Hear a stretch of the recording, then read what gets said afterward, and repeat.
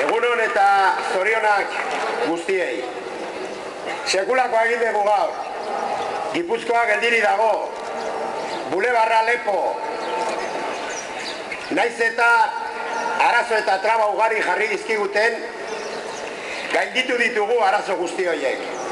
Gainditu ditugu eskirolak, gainditu ditugu patronalaren presio ezberdinak, eta gainditu ditugu botere publikoen zerbitzu minimoak. Bejon deizuela, gaurko eguna handia da Euskal Herriko langileriarentzat. Aukeratu dugun bidea ez da bide erreza izango, zalantzari gabe. Bide errezagoak badaude, baina ez dira gure bideak.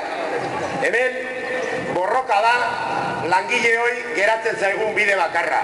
Ez dago beste bideri, ez dago beste maili, ez dago beste alternatibari. Edo borroka, edo ezerrez.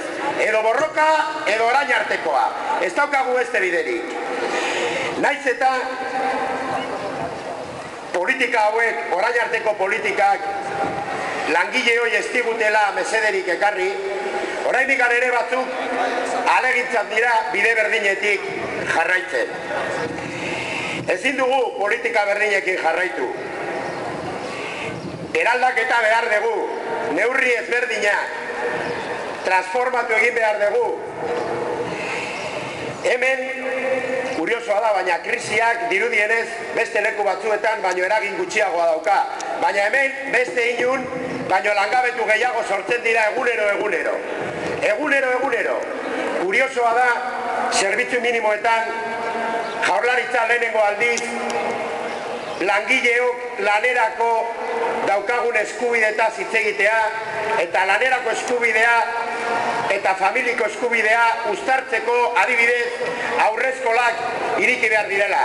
Non daude aurrezkola langile guztientzat egunero? Non daude? Zenbat langile daude aurrezkolik ez daukatenak? Zenbat? Gainera, gaur inor baino jende gutxiago dago lanean. Lotxagabe batzu dira. Ez dago elkartasunezko politikari, fiskalitatea, pasagara foru aldunditik, bitan edo irutan. Hor hartzen dituzte erabakiak izkutuan. Langileen aurkako erabakiak guztia. Patronalari zerga jaitsi. Diru gehien daukanak, arek ez du ordaintzen. Diru gutxien daukanak, ordaintzen du. Eta gainera, gure gandik jasotzen duten dirua, banketxei oparitzen diote. Doaini, kontroli gabe, banketxei gure dirua. Lotxagarria.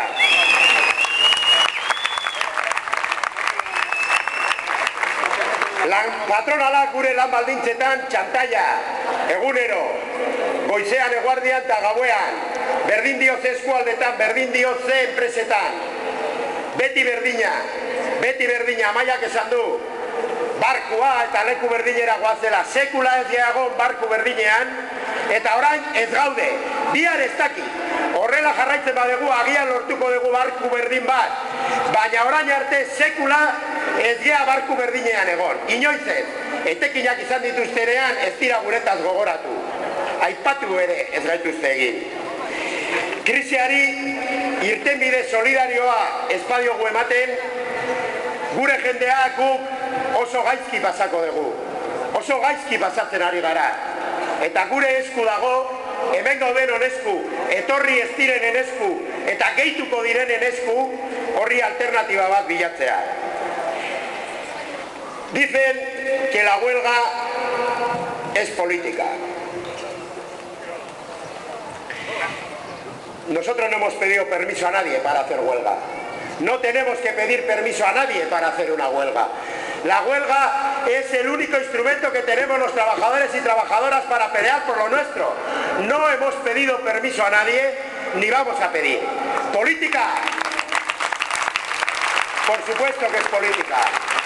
Por supuesto que es política. Cualquier movilización social, también esta, tiene un objetivo. Cambiar e incidir en las políticas de aquellos que nos gobiernan. Por supuesto que es política, porque con esto y con todo lo que vamos a hacer de aquí en adelante, porque tenemos agenda, sabemos qué vamos a hacer, ese es el objetivo, cambiar las políticas sociales, evidentemente, y por supuesto que es una huelga política, que quede claro.